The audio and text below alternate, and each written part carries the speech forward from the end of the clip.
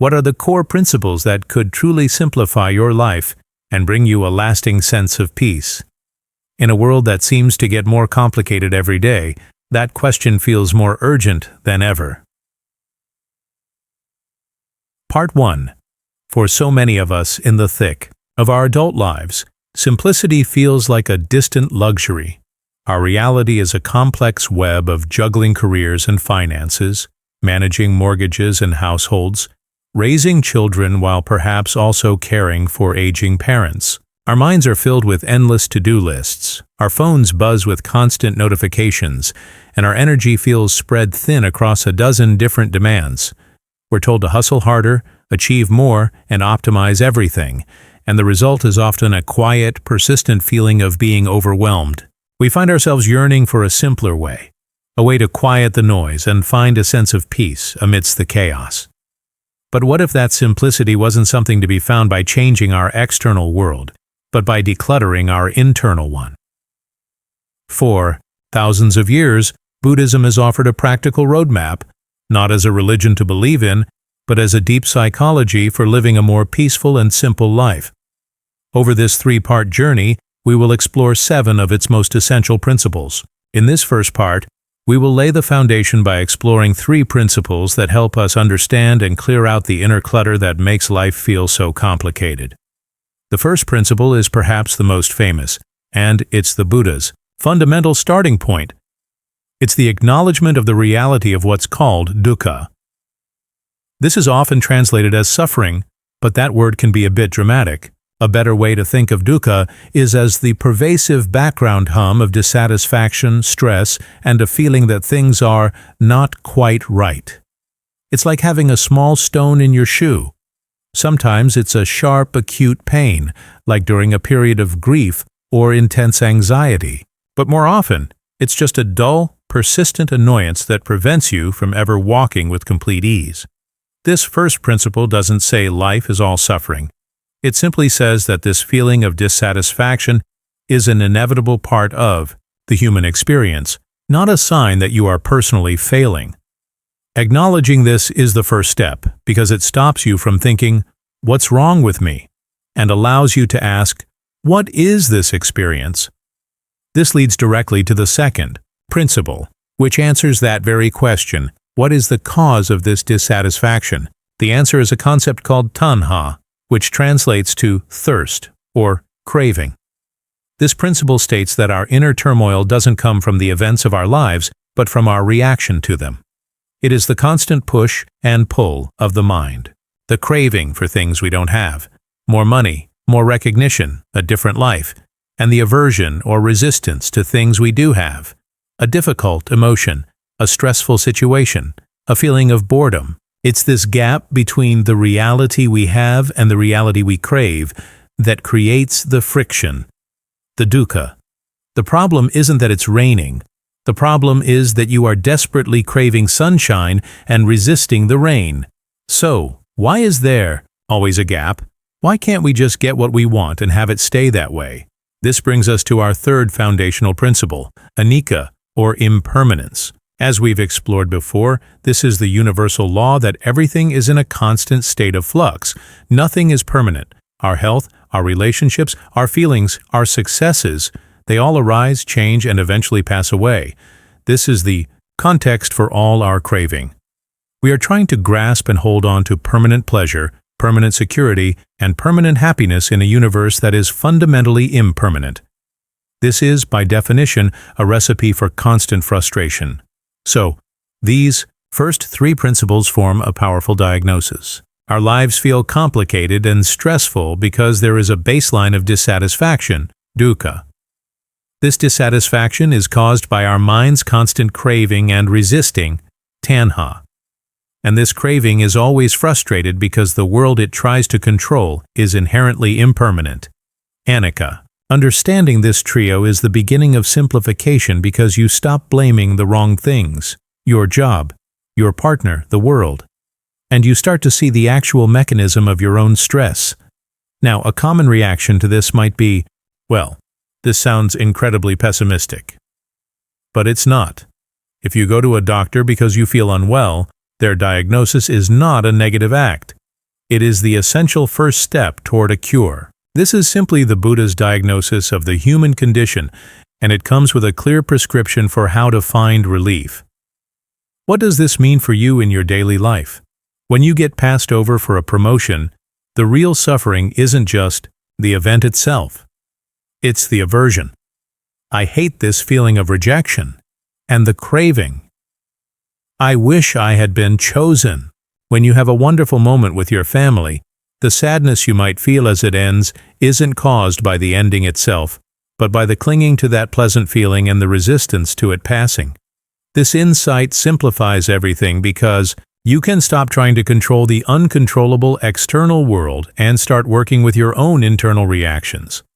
Let's try a small practice to begin applying this the next time you feel a difficult emotion, stress, disappointment, frustration.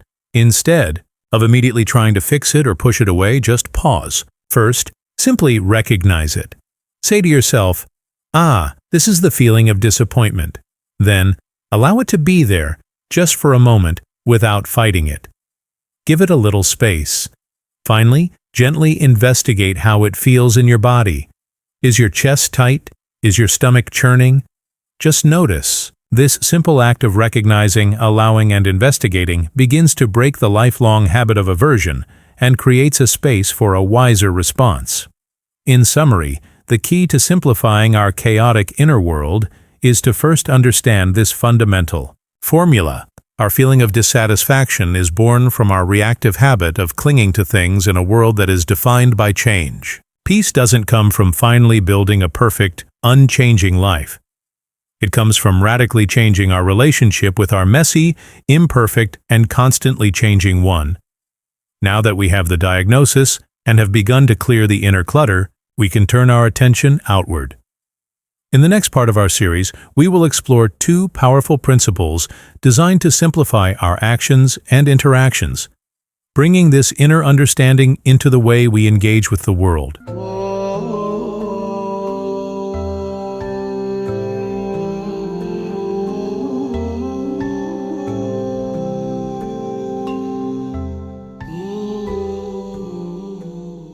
Part 2.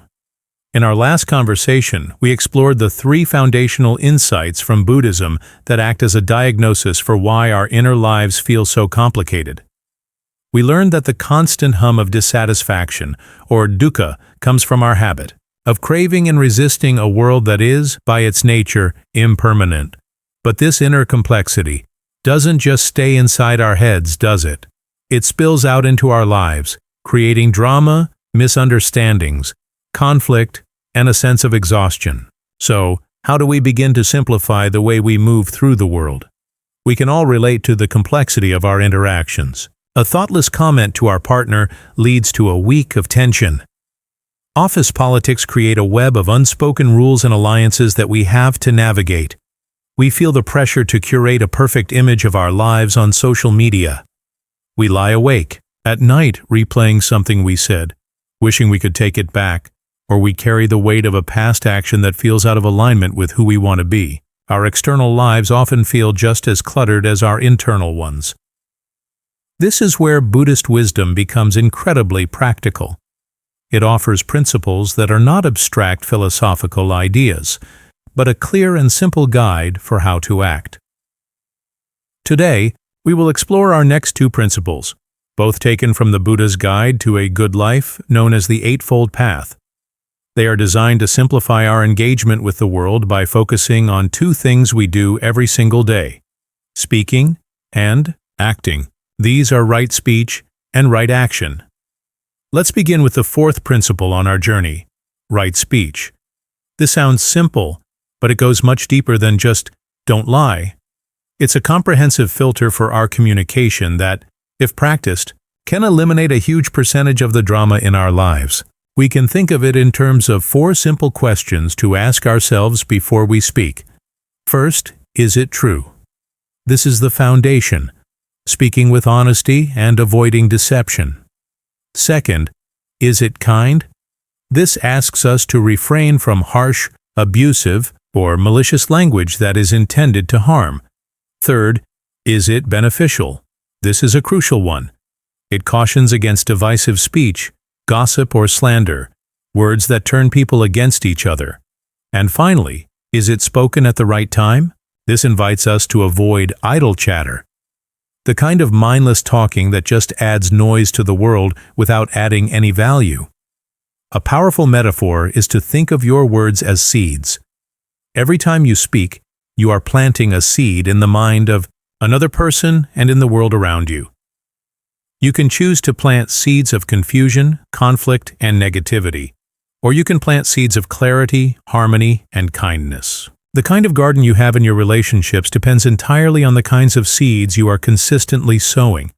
This naturally flows into our fifth principle, right action, which is the physical counterpart to right speech.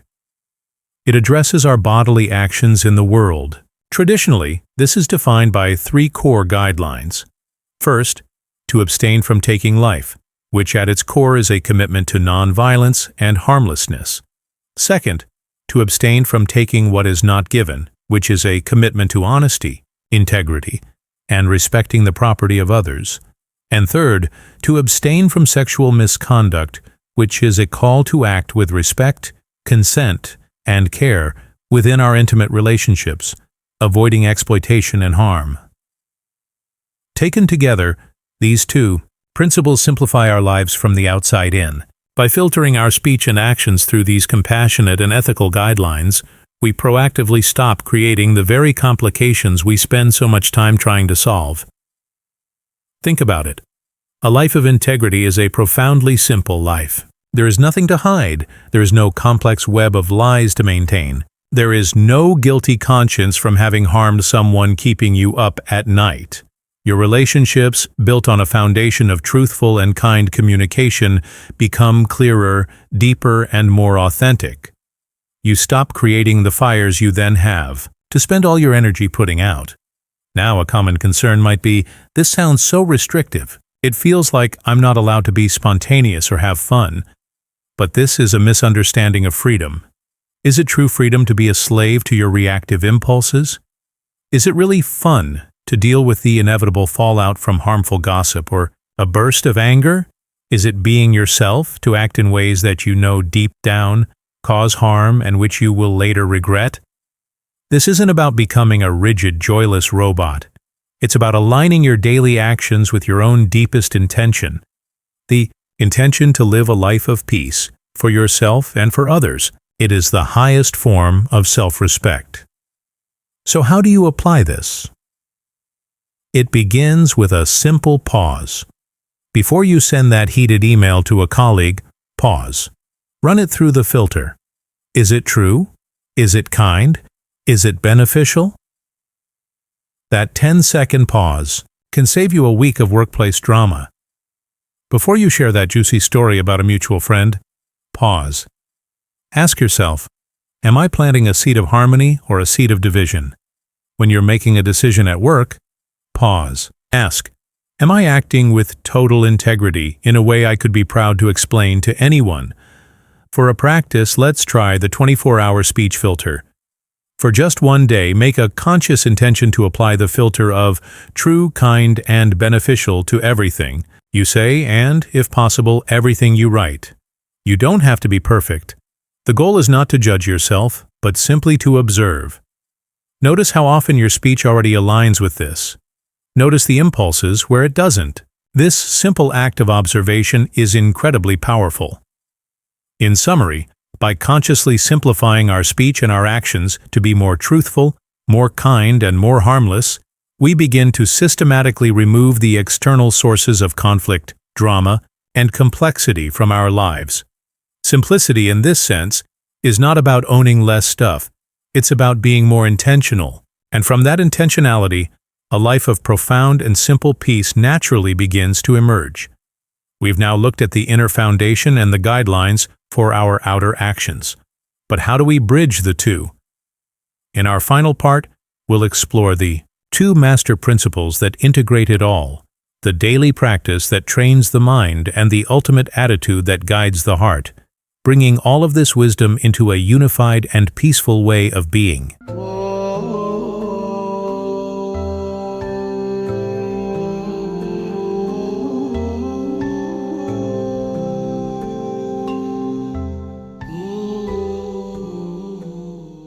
Part 3. We have now arrived at the final part of our journey to simplify our lives through the lens of Buddhist wisdom. In Part 1, we went inward, discovering the 3 foundational principles that diagnose why our minds feel so cluttered and stressed. In Part 2, we turned outward, exploring 2 principles that simplify our actions in the world, helping us to stop creating unnecessary conflict and drama. This brings us to the final, crucial question. We have the diagnosis, and we have the ethical guidelines. But what is the glue that holds it all together? What are the master keys that turn these concepts from a philosophy you understand into a life you actually live? This is a challenge we all face. It's one thing to read a book or watch a video and agree with the ideas. We all know we should be more patient, more present, less reactive, but then life happens. We get stuck in traffic, our kids spill something on the new rug, a deadline looms at work, and in the heat of the moment, all our good intentions fly out the window. We get hijacked by stress and fall right back into our old, complicated patterns. How do we bridge that frustrating gap between knowing what to do and actually doing it? The answer lies in our final 2 principles, the ones that integrate everything we've discussed. They are the core practice that trains the mind, and the core attitude that softens the heart. These are the principles of mindfulness and compassion. Our 6th principle, and the one that acts as the central engine for this entire path, is mindfulness, or sati. There are many definitions out there, but one of the clearest and most practical is this. Mindfulness is paying attention, on purpose, in the present moment, without judgment.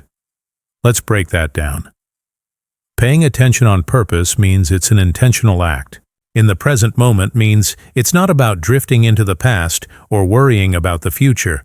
And without judgment is the secret ingredient. It means we meet whatever we find in our present moment experience with a sense of gentle acceptance, rather than harsh criticism. It's not about emptying the mind. It's simply about knowing what your mind is doing from moment to moment. A great metaphor for mindfulness is that it's like an anchor for the ship of your attention. Without an anchor, your ship is tossed around by every wave of thought, every storm of emotion, every current of distraction. Mindfulness is the practice of repeatedly dropping the anchor, not to stop the ocean from moving, but to create a sense of stability and presence right in the midst of it all. How does this simplify your life? It does so by pulling you out of the 2 most complicated places you can possibly live: the past, with all its regrets and resentments, and the future, with all its anxieties and what-if scenarios. The present moment, when you truly drop into it, is often surprisingly simple. There is just the feeling of your breath, the sensation of your feet on the floor, the sounds in the room.